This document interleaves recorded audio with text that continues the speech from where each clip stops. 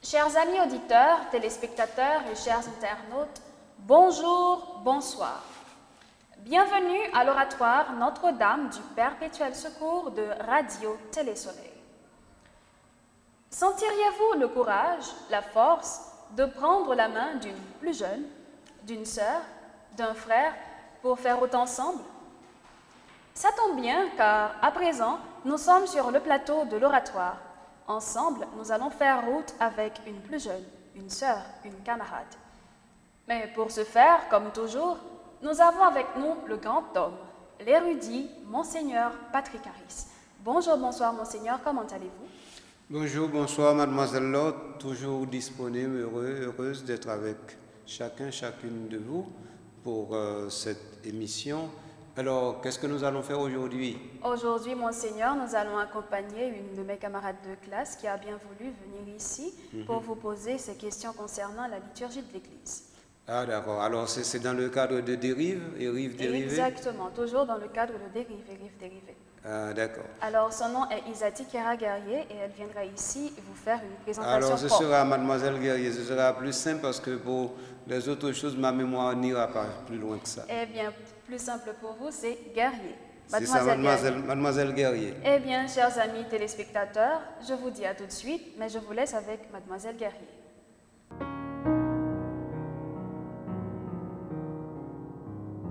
Bonjour Monseigneur. Bonjour Mademoiselle Guerrier. Bonjour chers internautes. Mon nom est Isati Kera-Guerrier et c'est un honneur pour moi d'être ici avec vous aujourd'hui. Alors ma présence ici est motivée par le désir de mieux comprendre les questions de la liturgie de l'Église. Aujourd'hui, nous allons aborder deux thèmes bien spécifiques, la Bible et le péché. Je suis honorée de participer à cette émission. Merci de m'accueillir parmi vous. Monseigneur, je vous laisse la parole. Ah non, moi je n'ai pas besoin de la parole, j'ai besoin de vous écouter. Alors, Mademoiselle Guerrier, écoute, tu as des questions, c'est ça? En effet. Ah ben, si tu as des questions maintenant, tu peux toujours les poser. Maintenant, ça me a dit où? Est-ce que c'est ça me mouillé? Bien sûr. Alors, si c'est ça me mouillé, pas collé. Pas poser une question, je ne vais pas répondre. Si vous posez une question, je ne vais pas répondre. Je pour entrer. Et puis vous connaissez timide. Est-ce que vous connaissez ça déjà? Non, je ne savais pas. Ah ben là, je faut qu'on est timide. Alors, quand il y a poser une question qui est dans la tête, mais si vous posez une question de façon difficile, eh bien, on n'aime pas répondre. Mais pas poser une question difficile, non, mais poser une question gagnante. Et même question gagnante, vous posez, mais posez une façon facile. D'accord. De façon pour me capable de répondre, et puis qu'on n'y a pas honte. Est-ce que vous comprenez? D'accord. Ok, viens aller. Ok, sur ce, débutons avec la première question. Alors, cette question suscite pas mal de réflexions chez les jeunes ou encore chez les chrétiens de nos jours.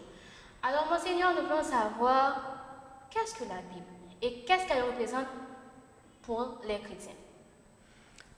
Alors, qu'est-ce que la Bible? Je ne sais pas si ordinairement on pose la question ainsi, qu'est-ce que la Bible? Parce que la Bible, si je voulais aller loin, je dit que la Bible fait partie des universaux, c'est-à-dire des choses sur lesquelles tout le monde s'entend. C'est-à-dire on sait que c'est un livre sacré et c'est un livre sacré pour les chrétiens. Donc à partir de ce moment, même monde qui n'est pas chrétien, il connaît que la Bible c'est un livre sacré. De la même manière, moi je ne suis pas musulman, mais je connais le Coran, c'est un livre sacré pour les musulmans dans l'islam.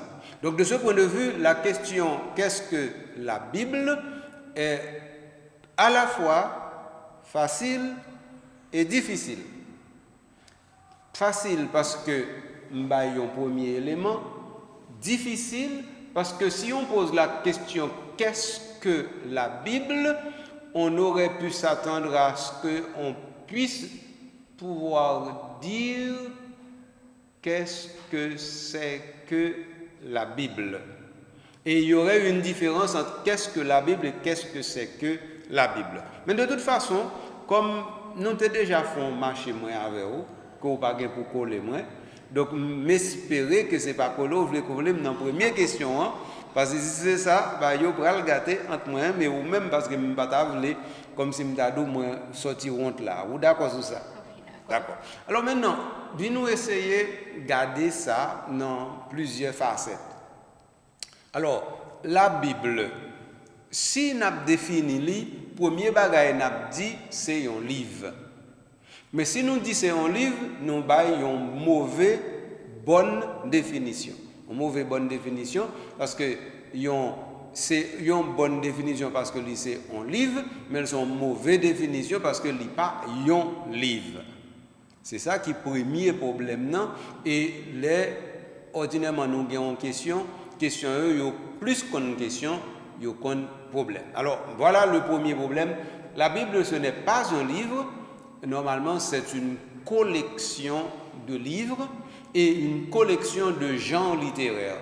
Moun qui pi savent d'où la Bible, c'est une bibliothèque. Alors, donc, qu'est-ce que c'est que la Bible? On peut dire, en premier lieu, c'est une bibliothèque dans laquelle nous trouvons toutes sortes de livres dans différents registres. Par exemple, l'histoire, la poésie, par exemple, la prophétie, par exemple, le genre conte, par exemple, le genre historique. Donc, tout ça rejoint tout en dans la Bible. Donc, ça veut dire, de ce point de vue, nous sommes capables de dire que la Bible est riche. Parce que là où gagne la donne ou entrer la donne, eh bien, ou tellement joindre bagaille la donne que ou t'a dit tout, est-ce que c'est vraiment un grand mot biblant qui gagne tout ça la donne? C'est un. Deux, ou t'as qu'à considérer pour dire, les nous dit la Bible tout, nous capables de dire, pour dire nous droite, parce que en fin de compte, il y a un bon monde qui a demandé est-ce que la Bible ou bien les Bibles. Effectivement, si nous prenons le mot Bible, eh bien, nous rendons compte qu'il n'y a pas un seul, mais il y a plusieurs Bibles. Nous avons vu sur ça tout à l'heure. Et en troisième lieu, qui ça nous a remarqué aussi, les n'a dit Bible, eh bien, en expression grecque là, li pas même voulait dire la Bible. Expression veut dire les Bibles parce que ou gagne ta Biblia. Donc ou gagne réalité ça ta Biblia qui là les Bibles parce que c'est plusieurs bagailles qui viennent ensemble qui fait que normalement on gagne un phénomène. Et dernier bagage que je suis capable de dire là où parler de Bible, c'est que ou en présence de une réalité qui échelonnée sur un bon siècle. Bible, si on prend l'histoire qui concerne la dernière, on est capable de dire c'est depuis le commencement jusqu'à ce que nous arrivions dans le début deuxième siècle après Jésus. Donc ça veut dire que, ou pas même qu'à dire nombre de siècles. Mais soit prend l'air et commence à écrire là-dedans, il faut qu'on dise que c'est un bagage qui gagne à peu près 12 siècles d'histoire. Donc sous 12 siècles d'histoire, ça veut dire qu'on gagne pas un grand auteur, ou gagne un bon auteur, et la plupart du temps, auteur, ça n'y a pas contre l'autre. Yo n'ont pas rencontré à l'autre la plupart du temps pour yo te concerter pour yo te dire bon ou même on fait bout ça moi m'a fait bout. Donc c'est pas un livre en collaboration lié. Non, c'est de préférence un grand auteur qui c'est bon Dieu qui servit avec auteur humain qui c'est un bon auteur humain et puis comme ça nous venons gagner une unité mais unité c'est pas les auteurs humains qui fait unité à sorti dans ça nous les révélations avec inspiration. Bien entendu, vous posez question rapide vite moi-même, moi répondre un petit genre long et pas même fin répondre même parce que moi te dis que leur poser question pour coller monde comme ça, c'est difficile pour répondre la coûte et ça qui passe. Alors maintenant, donc comme te dis gagner un pile aspect dans cette question ça qui va répondre. Si vous voulez moi approfondir, on y a m'a fait. Mais si vous voulez nous passer à autre chose, m'a fait sortir. Maintenant, Monseigneur, vous avez parlé des Bibles. Pouvez-vous mieux nous expliquer ce concept? Ah ben, alors, c'est-à-dire Bible au pluriel, c'est ça? En effet. Ah ben, ok. D'abord, nous parlons de Bible au pluriel parce que nous prenons un mot ta Biblia qui prend référence pour une série de peuples. Par exemple, nous disons la Bible des chrétiens. Donc ça veut dire, si nous disons la Bible des chrétiens, ça suppose qu'il y a l'autre groupe religieux qui a une Bible. Alors, nous allons dire la Bible des Juifs. Enfin, un deuxième groupe. Ensuite, la Bible des Samaritains. Enfin, un troisième groupe. Donc ça veut dire, ouais, nous déjà avons trois sortes de Bibles. Bible des Samaritains, Bible des Juifs, Bible des chrétiens. Mais maintenant, dans la Bible des chrétiens, on peut finir toujours. Dans la Bible des chrétiens, il faut vous dire, alors la Bible selon les catholiques, la version selon les catholiques, la version selon les protestants, et puis, il y a une version, nous relève version œcuménique. Version œcuménique là, eh bien, il n'a servi ni pour catholique, ni pour protestant, ni pour orthodoxe. Donc, ouais, ça veut dire, si nous avons fait réalité Bible en chita à terre, nous avons gagné au moins 5 à 6 sortes de Bibles différentes.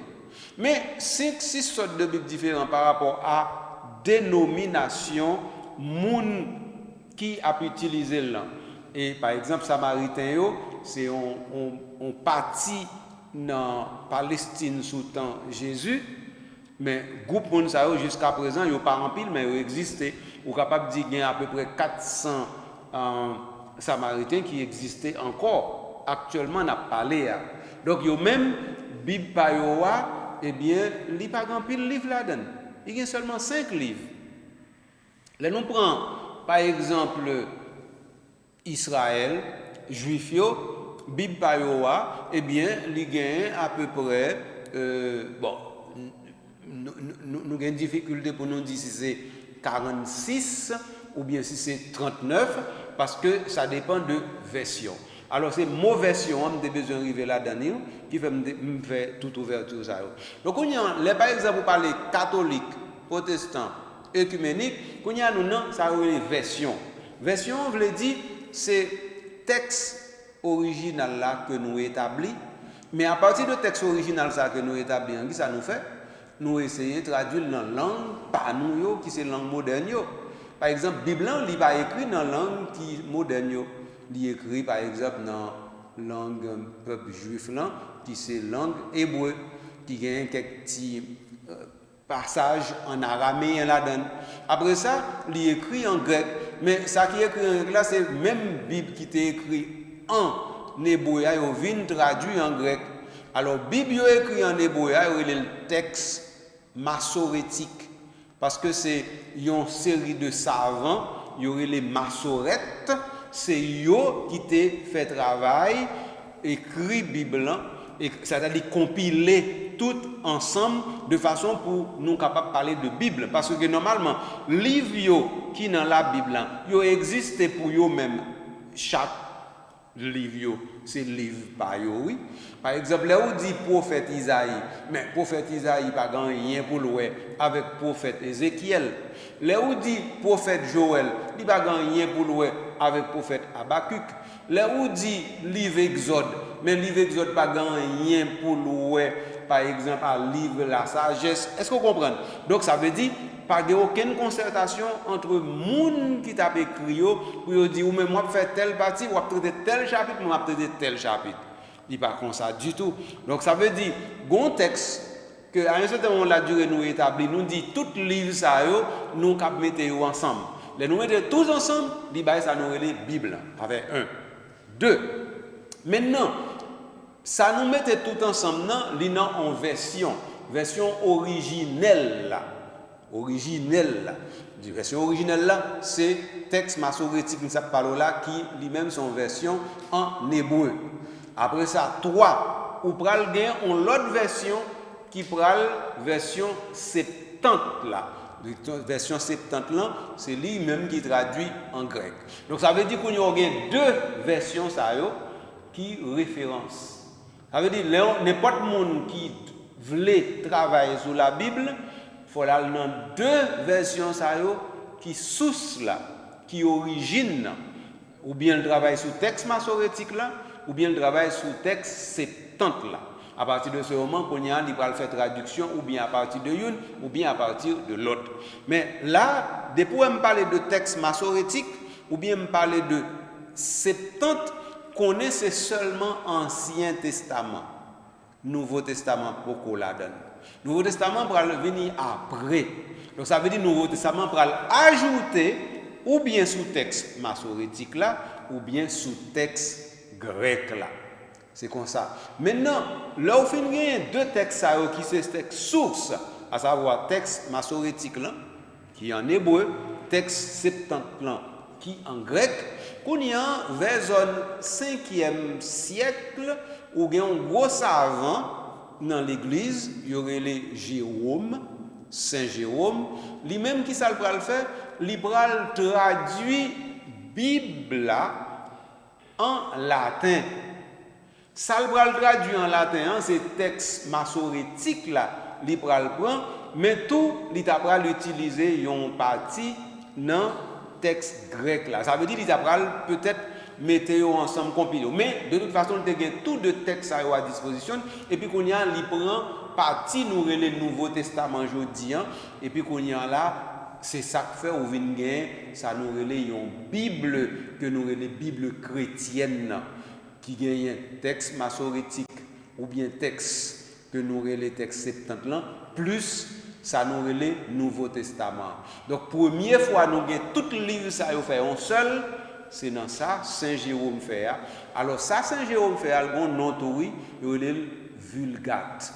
Ce qui fait qu'on y a trois mots ou qu'a retenir le parler de Bible ou qu'a dit 1 texte massorétique, 2 texte 70, 3 texte Vulgate. À partir de ce moment, l'on dit trois bagailles ça yo, ou dit trois bagailles différents, mais ou dit trois bagailles que moun savent comprendre bien. Alors c'est ça que fait nous parler de Bible parce que gagner non seulement diverses versions, mais il y a diverses références dans l'histoire par rapport à peuple ou bien groupe religieux qui utilisaient le livre ça.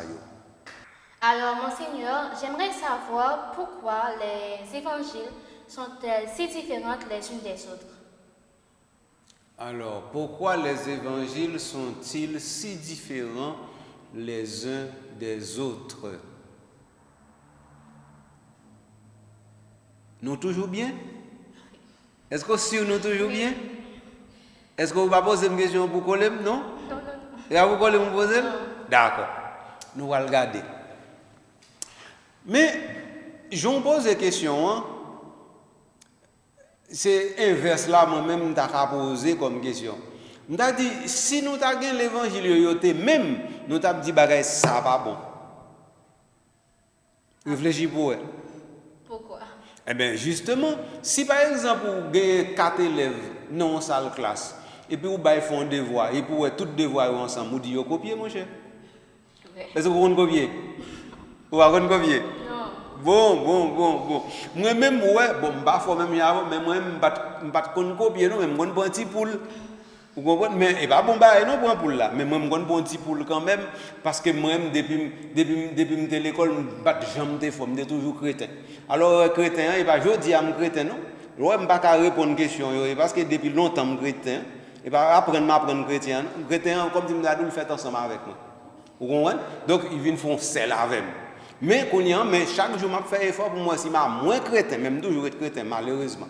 Bon, venez-nous quitter à faire chrétien. Nous quitter à faire chrétien. Nous quitter à faire chrétien, venez-nous garder question dans le Pour qui ça, 4 l'évangile sont différents?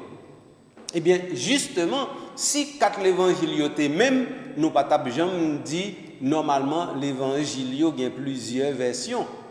Ça, nous va dire l'évangile Saint Marc, Saint Matthieu, Saint Luc, Saint Jean. Mais là où la messe, où qu'on a une formule, dit, formule là, les appli l'évangile là, ou pas songer, ou songer, mais on n'a pas de présence l'esprit là, qu'on y a pour ça. Ou dit évangile de Jésus-Christ selon. Évangile de Jésus-Christ selon. Alors maintenant, on va ajouter qui est. Donc ça veut dire, en fin de compte, ouais, question non? C'est question qui dit, pour qui ça? Tout 4 différents, mais en même temps, tout l'autre dit pour qui ça est différent. Moi, tout commence à répondre, me dit, ils pas différent, parce que son grain de l'évangile, c'est l'évangile de Jésus-Christ. Allez, premier bail pour retenir. Donc l'évangile là, c'est pas l'évangile Matthieu, ou Marc, ou Luc, ou Jean, c'est l'évangile de Jésus-Christ. Donc nous dit, bonne nouvelle, Jésus-Christ, non. Ou bien encore, en français, nous dit évangile de Jésus-Christ selon. D'accord? Ou bien d'après. Très bien. Donc ça veut dire l'évangile est un. C'est l'évangile de Jésus-Christ. Mais maintenant, cet évangile qui est un se décline selon 4 versions et chacune de ces versions peut être considérée comme étant non pas une vision, mais une approche du même évangile qui est l'évangile de Jésus-Christ. Ça, c'est le premier bagage que vous devez retenir, mademoiselle Guerrier. Mais un deuxième bagage, plus important toujours, c'est que, comme l'évangile est l'évangile de Jésus-Christ, donc ça veut dire que ce soit Marc, que ce soit Matthieu, que ce soit Luc, que ce soit Jean, ça a été gagné en tête, c'était écrit l'évangile Jésus-Christ. Donc maintenant, alors, je prends un bon exemple, on va comprendre facile. Je prends un exemple, salle classe là, on a quitté exemple salle classe là. Nous prenons un exemple journaliste. On prend un journaliste qui a fait un reportage d'un événement qui passait. Et puis, chaque journaliste ça, a traité même événement, yo ouais même bagaille. Mais yo pas dit même bagaille. Yo pas reflété même bagaille. Yo pas, si c'est écrit à écrit, yo pas écrit même bagaille. Si son reportage audiovisuel y a fait, ou gen doit avoir yo pas bon même image de même événement. Et pourtant c'est même événement, yo tout à le couvrir. Et bien c'est même bagaille pour l'évangile yo. Donc l'évangile yo c'est l'évangile de Jésus-Christ, mais les Matthieu écrit, il écrit comme Matthieu. Les Luc écrit, il écrit comme Luc. Les Jean écrit, il écrit comme Jean. Les Marc écrit, il écrit comme Marc. Ça, vous comprenez bien. Mais un autre aspect encore pour retenir, c'est que normalement, les Marc lui-même l'avait écrit l'évangile, il écrit Jean qu'on écrit. De telle sorte que dans la salle classe ou il y a un style, mais camarade qui beaucoup là, ont l'autre style. De telle sorte que l'on écrit, il dit ça, c'est où? L'autre là écrit, il dit ça, c'est l'autre là, et pas ça. Eh bien, il dit le style, c'est l'homme. Vous dit ça. Par contre, si vous dit ça toujours, mais vous dit ça longtemps. Longtemps, l'aime de l'école. L'aime pas jamais passer l'école là, vous dit ça. On y a comme tout le monde passe l'école. Par contre, si vous dit ça encore. Mais, venons, allons un petit peu plus loin. L'évangile selon saint Marc, eh bien, qu'on y a écrit en grec. L'évangile selon saint Matthieu, écrit en grec. L'évangile selon saint Luc, écrit en grec. L'évangile selon saint Jean, écrit en grec. Mais 4 grecs, ça y est. Même Jean, qu'on y a, nous tous là, nous avons écrit un texte en créole sur le même sujet. Mais nous parlons que le style est différent. Nous avons dit même bagaille, peut-être nous employons des tournures différentes. Mais là, nous regardons 4 personnes qui écrivent, nous disons, ah, mon cher, mon ça plus qu'on écrit passer l'autre là. Est-ce que vous bien comprenez? Eh bien, c'est ça qui passe. Là, on prend 4 versions sur l'évangile là. Moun savent comme ça, nèg qui écrit plus belle là, son nèg qui les Luc. Ça veut dire texte Luc là, grec Luc là, li fluide, li littéraire, ndaka dit passer l'autre. Et là on prend pas Marc là, yo dit li yon ti Jean rude, li yon ti Jean coupant, li yon ti Jean sec. Donc alors, ça veut dire que yo t'a toujours différent parce que il y a 4 monde différents qui ont écrit même bagaille là pour dire même bagaille là. Yo écrit même bagaille là pour dire même bagaille là. Donc à partir de ce moment, yo vini ba ou des versions différentes. Alors ça c'est deuxième aspect des besoins bon dans réponse. Mais le troisième aspect et qui est bien important dans le Dieu. Heureusement, yo différent. Parce que si yo pas différent, côté nous t'a pas joindre toute richesse exploitation qui gagne dans l'évangile. Et puis pour nous, touche chaque monde. Et puis qu'on y a pour dire, ah, mon cher, ouais, Tiba, ça c'est seul monsieur que maman. Vous qu'on fait manger? Oui. Ou sûr qu'on fait manger? Pas sûr. Ah bon, pas sûr. Mais c'est tant que comme si m'dadou chaque monde fait même manger, ou au même ingrédient, et puis qu'on y a leur goûter, on dit, ah, ça on dit j'en pigouille. Eh bien, c'est même bagaille pour prendre l'évangile, le wap li dans le texte grec là même, ou dit ah ça il pi coulant, ça rejoint plus facile. Eh bien, donc heureusement ils différents parce que ils différents, nous ca faire différence et différence nous faire permettre nous apprécier différemment et les nous apprécier différemment, ça permet de nous entrer dans l'autre bagaille qui est important. Nous dit ouais comment bon Dieu, tellement bon Dieu, il est capable de permettre que chaque monde dit même bagaille là différemment, sans bagaille qui même non pas suspendre même. Et bon Dieu c'est lui qui fait bagaille comme ça. Donc ça veut dire même bagaille là, il était même pendant que le différent. Bon Dieu fait ça. Donc ça veut dire qu'on y a les Matthieu a traité un passage ou bien un miracle, il fait lui et puis l'oral lui même bagaille là dans Luc ou dit oh mais qui s'est passé? Avalik pas dit ça ou bien est-ce que Avalik traité employons l'autre mot différent pour le dire même bagaille là? Ou ka ouais ça. Donc c'est pour dire que diversité qui gagne dans l'évangile là, c'est source richesse là mais deuxièmement c'est signe abondance bon Dieu pour nous et c'est signe que bon Dieu passait à travers eux toutes pour lui dire même bagaille là mais chaque dit même bagaille là différemment. Et c'est ça où tu as expliqué pour dire, bon Dieu, vraiment la donne. Alors, mon Seigneur, j'aimerais savoir comment la communauté chrétienne peut-elle mieux vivre selon les enseignements de la Bible? Ou encore, on pourrait dire, comment les chrétiens peuvent-ils appliquer les enseignements de la Bible dans la vie courante? Ok. En fin de compte, nous ne parlons pas du tout non, de message la Bible. Nous avons parlé de préférence de comment nous vîmes gagner le livre ça et comment le livre ça gagne diversité là-dedans. Comment le livre ça c'est une richesse en lui-même. Mais maintenant, pas oublier ça mademoiselle Guerrier au tout début. Moi, je dis comme ça que la Bible, son diversité de genres littéraires, son diversité d'auteurs, son diversité de messages, son diversité de siècles, l'on mettait tout ensemble, moi, je dis qu'il y a un élément fédérateur.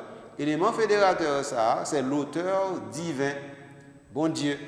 Donc, bon Dieu, comme auteur divin, li fédérer diversité qui gagne dans auteur yo. Mais auteur même chaque auteur écrit un bagage différent. Et donc ça veut dire qu'on a parlé de la Bible et puis nous parler de message de la Bible, c'est comme si la Bible était un texte unique. Est-ce que vous comprenez bien? Mais la Bible n'est pas un texte unique. Comme si comme un auteur qui écrit, par exemple, j'écris un livre, et puis donc, alors on regarde mon livre, on dit, ah bon, c'est comme ça qu'il a écrit, voici ce qu'il a dit, voici le message central de son livre. On ne peut pas dire ça de la Bible. Non. Parce que si nous disons ça de la Bible, nous allons faire ça, je vais un gros mot, nous allons faire ça au réductionnisme. Réductionnisme veut dire que nous avons essayé tellement compresser ces bagages là pour venir un résumé qu'en fin de compte ça qui est plus important, nous allons quitter le derrière. C'est ça le réductionnisme. Donc ça veut dire que pour éviter le réductionnisme, nous ne pas dire voici le message de la Bible. On peut dire maintenant la Bible a dit sur tel aspect, et comme ça pour nous comprendre. Donc sur tel aspect, la Bible a dit ceci. Par exemple, de manière banale, je pourrais parler de résurrection. Alors je peux dire, alors il y a une version de la résurrection que nous trouvons dans l'Ancien Testament et c'est une vision.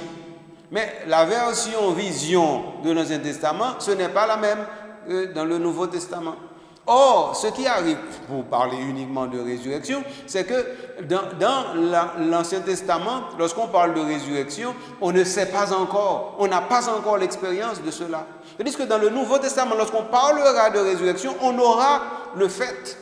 C'est-à-dire on aura le Christ ressuscité. À partir de ce moment, on sait nommer la chose parce qu'on a l'expérience de la chose.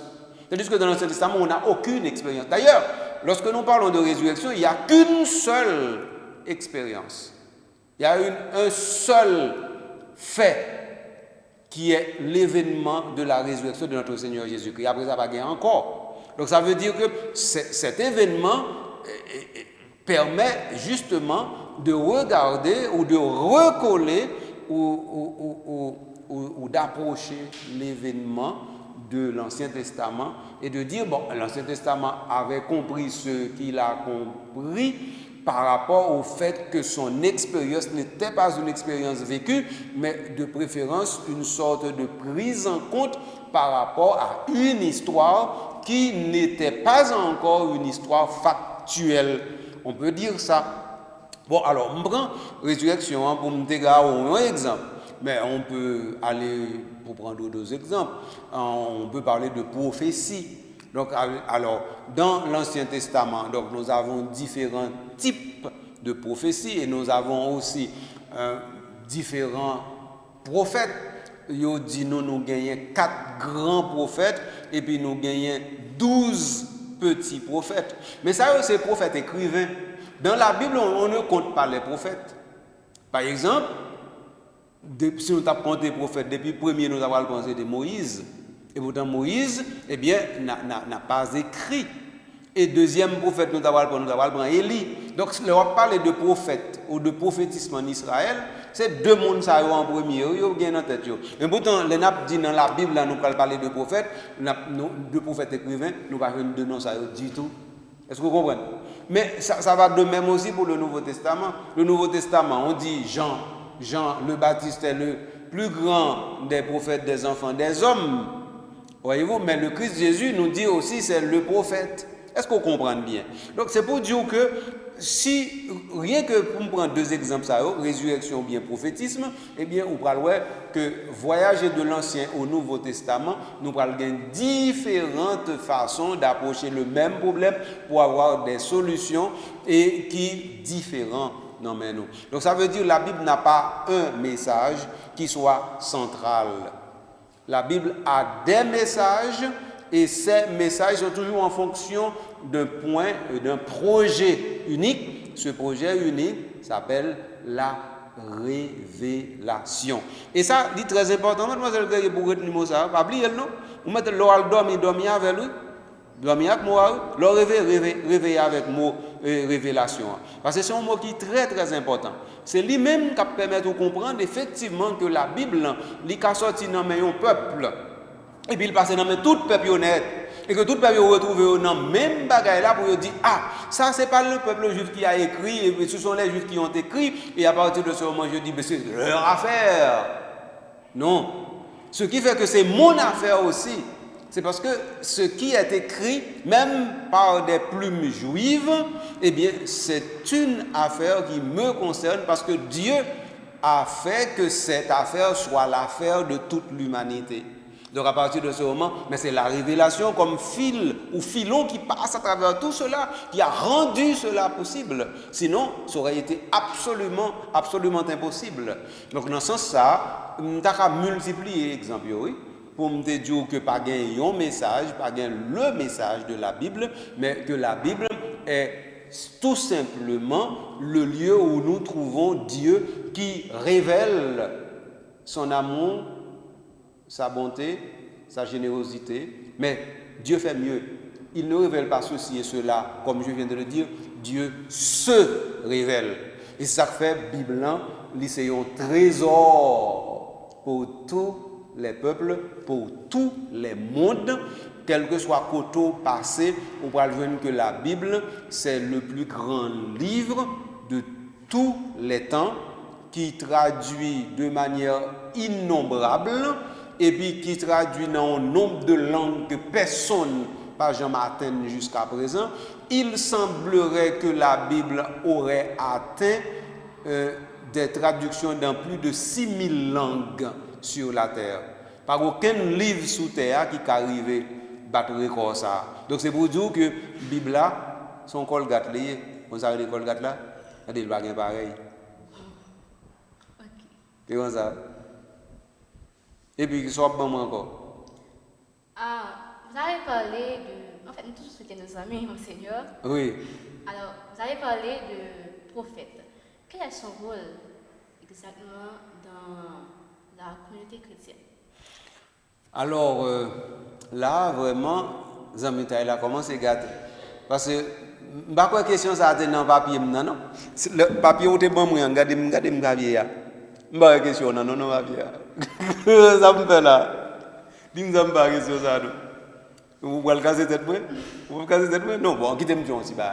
Ouais, mot prophète là, c'est un mot nous utilisons très mal aujourd'hui dans notre contemporanéité. C'est-à-dire, dans le temps où nous vivons là, au XXIe siècle, nous utilisons le mot très mal. Et parce que nous utilisons le très mal, nous faisons des projections, de mauvaises projections par rapport au passé que nous avons. 1. 2. Prophétisme en tant que tel, qui c'est tout ça qui a un rapport avec prophétie et prophétio. Donc, alors, 3 mots, prophétie, prophète, prophétisme. Alors, prophétisme a englobé tout ça, mais il n'est pas uniquement un fait humain régional.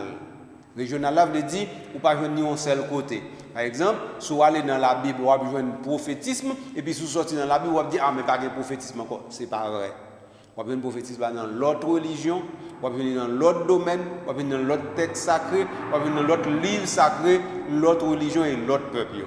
Mais maintenant, la chose, c'est que moi, avec, comme c'est chrétien, donc là, nous parlons de prophétisme, eh bien, référence là, était pour nous le Dieu unique. Le Dieu unique, et puis plus toujours, le Dieu de Jésus-Christ. Et qui dit nous, mais causer, mais comment lier. Donc, ouais, il faut comprendre que prophétisme avec révélation, ils dominent dans la même cabane. Ils marchent ensemble, boîte ci, boîte ça. C'est ça pour le premier bagage pour me dire. Deuxième bagage. Là, on parle de prophétisme, on doit en affaire directement à yon bagage. Comme tu as traduit pour la mademoiselle Guerrier. Dès que vous parlez de prophétisme, le premier bagage qui doit paraître dans tête, c'est écoute. D'ailleurs, c'est mot ça qui caractérise le prophétisme. Écoute. Écoute dans tous les sens. Alors, d'ailleurs, les textes prophétiques, très souvent, les oracles prophétiques commencent par cela. Écoute. Et si, par exemple, vous allez dans le livre de l'Exode, et quand vous allez le joindre en premier, vous allez dire, écoute Israël, le Seigneur ton Dieu est l'unique Seigneur. Tu adoreras le Seigneur ton Dieu de tout ton cœur, de toute ton âme, de ton esprit, de toute ta force, etc., etc., etc. Donc, écoute. Alors, le prophète, ce n'est pas quelqu'un qui parle, d'abord. Ce n'est pas quelqu'un qui dit, d'abord. Ce n'est pas quelqu'un qui affirme, d'abord. Ce n'est pas quelqu'un qui entend, d'abord. Le prophète, c'est quelqu'un qui écoute. Le prophète, c'est quelqu'un qui écoute. Qui? Quelqu'un. Et ce quelqu'un, c'est Dieu. Alors, la première chose qu'il faut retenir lorsqu'on parle de prophète, c'est quelqu'un qui écoute. C'est un écoutant. La deuxième chose, le prophète, après avoir écouté Dieu, écoute son environnement.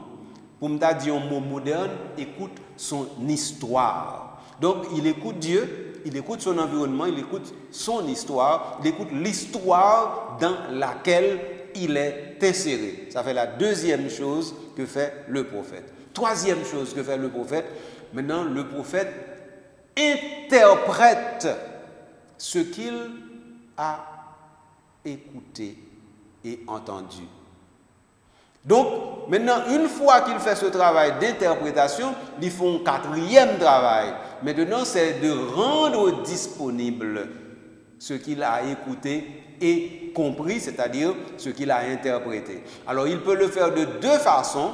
Dans la Bible, il peut le faire soit en écrivant, soit en annonçant ce que normalement il croit devoir annoncer. Mais lorsque nous avons les prophètes dits écrivains, ils ont fait les deux.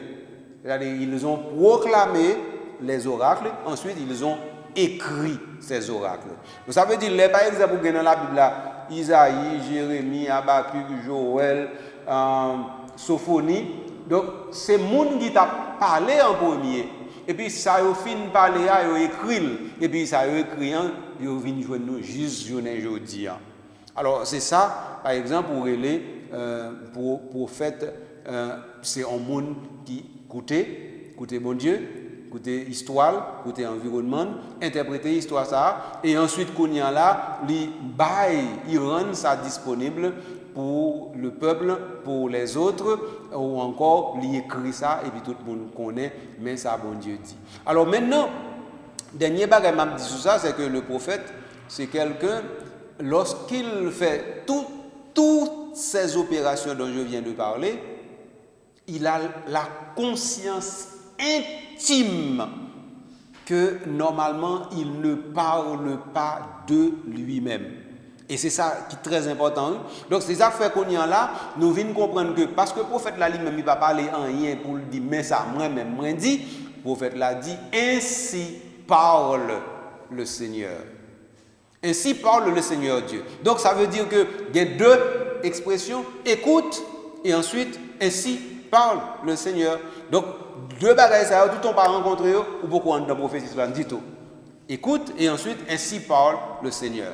Alors maintenant, Kounian là, le prophète, parce qu'il a écouté, parce qu'il traduit, parce qu'il interprète, il peut aussi regarder plus loin à partir de son interprétation. Et c'est ça qui a une fausse vision nous gagne de prophète là. Nous pensons que le prophète là c'est un monde qui est dans l'avenir, qui est ça va arriver, ça va passer.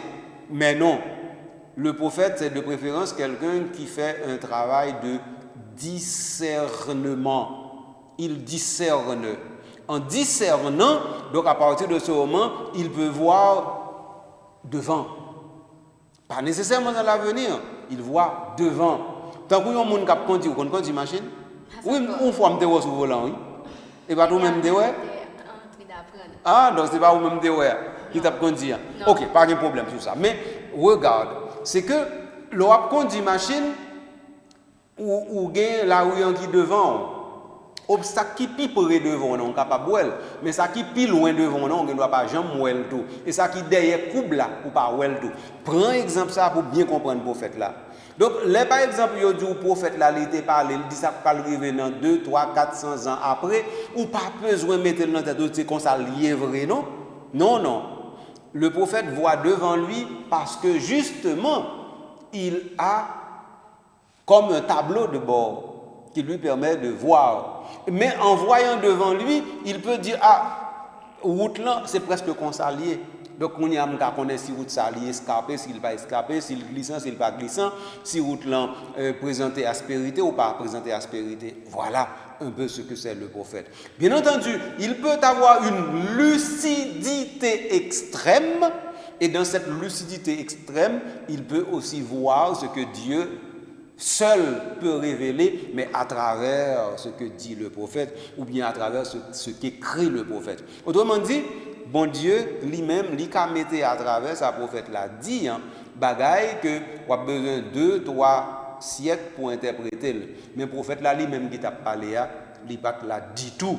C'est bon Dieu qui mettait un petit plis dans ça lui-même, il t'a fait. Merci, Monseigneur, pour vos réponses satisfaisantes. Ce fut un réel plaisir pour moi d'avoir pu vous poser mes questions. Merci beaucoup, Monseigneur. Eh bien, m'attendons encore, mademoiselle Guerrier. N'importe l'autre tourner, m'attendons. Mais laisse-moi poser une question qui est plus facile. D'accord. D'accord? D'accord. Bien. Merci, chers téléspectateurs, auditeurs et internautes, d'avoir regardé cette émission. Sur ce, nous vous disons à la prochaine.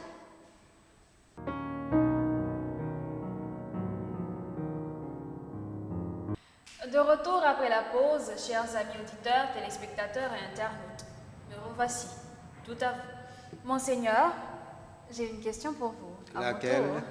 Alors, comment a été votre échange avec Isati? Eh bien, très mal, où elle t'a fait décoller moins, donc ça veut dire que vous tout comprenez que...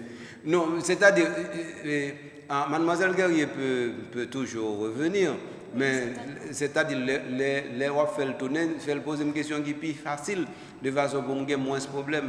Comme étant donné Isati, mademoiselle Guerrier, j'en dis là, tu as annoncé que tu as parlé de la Bible et du péché. Donc, prochaine fois à venir, tu vas poser une question sur le péché. Donc, on va faire comme ça. Oui, on va faire le connaître pour quitter gros questions derrière, pour le prendre petit petit juit. D'accord. Eh bien, Monseigneur, moi, espérer échanger avec Isati, enrichir un peu le monde, y compris ou-même, lui faire plus expérimenter avec question liturgie de l'église. En fin de compte, nous ne pouvons pas dire tout dans la question liturgie de l'église là. Donc ça veut dire que ça fait un deuxième champ que mademoiselle Guerrier est capable d'explorer s'il voulait. Donc nous traiter de manière formelle, oui. Nous traiter dans la formalité la Bible, c'est-à-dire comment cela s'est présenté, comment cela s'est façonné, comment on ait pu avoir un texte qui soit un texte commun et comment on ait pu parvenir à un lieu où l'on puisse dire « Ah, maintenant voici une référence incontournable dans l'histoire de toute l'humanité. » Donc, alors, ces éléments, ça, nous avons gardé ensemble. Et il était important, peut-être que nous avons fait ça, parce que de temps en temps, nous avons gagné une difficulté pour nous approcher comme globalité un bagage que nous avons habitude ouais, de manière parcellaire. Exemple, nous sommes capables qui plus simple, c'est la messe. Par exemple, nous venons la messe chaque jour ou bien chaque dimanche, mais chaque fois nous lisons un morceau ou bien des morceaux dans la Bible. Et morceaux ça non seulement ces morceaux mais tout gain de fois traduction yo fait pour liturgien les différents de traduction ou gain dans Bible lui-même. De telle sorte que là où prend Bible en lui-même et pour ta venir directement dans la messe là avec lui, eh bien on pas faire plus bon bail que ça non? Parce que la Bible ne vient pas à la messe. Ah oui. C'est-à-dire la Bible qui peut venir à la messe, c'est la Bible liturgique. Car il y a une Bible liturgique. Parce que traduction, ça, qui fait la Bible liturgique, c'est parce que normalement, on a organisé, agencé les traductions de telle sorte que cela soit compréhensible, plus compréhensible pour les auditeurs, pour les chrétiens, pour tous ceux-là qui sont l'auditoire, qui forme l'auditoire. Ça, c'est un. Deuxièmement, c'est que Bible, nous, les Bibles liturgiques, tout, gagnent des aspects, les fait en termes de découpage. Ils découper une série de morceaux la Bible, de telle sorte que qu'on y a justement un morceau, mais l'oral dans la Bible, on ne peut pas joindre ni comme ça. Parce que, ou bien on trier quelques versets, ou bien tout on rapprocher des versets qui éloignent les uns des autres. À partir de ce moment, l'oral dans la Bible, on ne peut pas joindre ni comme ça, ça fait deux. Et en troisième lieu, c'est que la liturgie, il y a un aspect qui c'est un aspect exhortatif. Ça veut dire pour toujours dire comme ça, mais ça pour Kembe, mais ça pour retenir, mais ça pour le faire. C'est-à-dire que la Bible, comme globalité, il pas gain ça en premier, il seulement prend toute histoire ça lui, il mettait là à la disposition et puis qu'on y a chaque fois puiser là-dedans, on puiser son besoin et puis après mais sans l'idée pour dire et fait ceci, fait cela. Et des fois la Bible là c'est pas qu'on fait ceci, fait cela, et des fois c'est pas faire ceci, pas faire cela.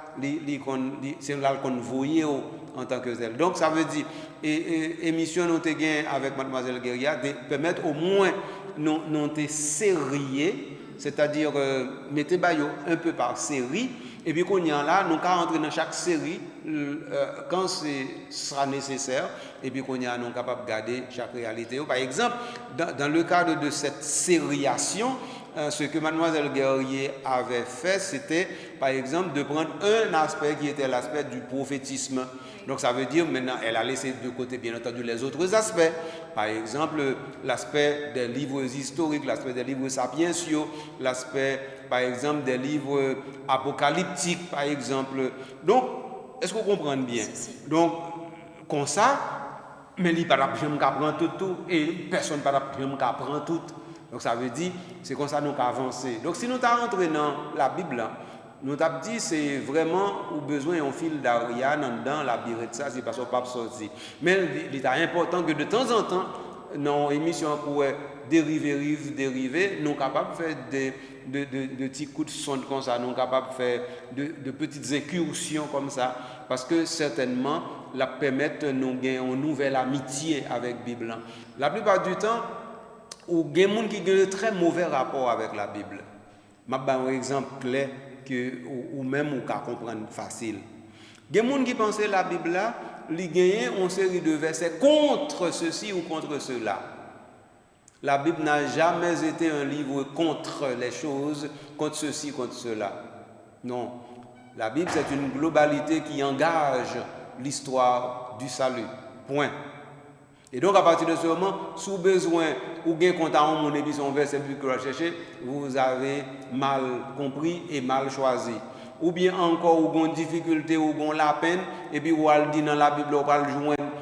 Je ne dis pas que la Bible n'est pas un lieu de réconfort, mais ce n'était pas écrit pour ça. Et même si c'était écrit pour ça, mais c'était écrit pour ça il y a 2000 ans, il y a peut-être 3000 ans. Et donc ça veut dire que les situations personnelles et historiques étaient différentes. Plaquer ces mêmes situations sur les nôtres aujourd'hui, alors ça, c'est un très mauvais anachronisme. Et il ne faut pas le faire. Donc, c'est-à-dire ce qu'il faut, c'est l'actualisation.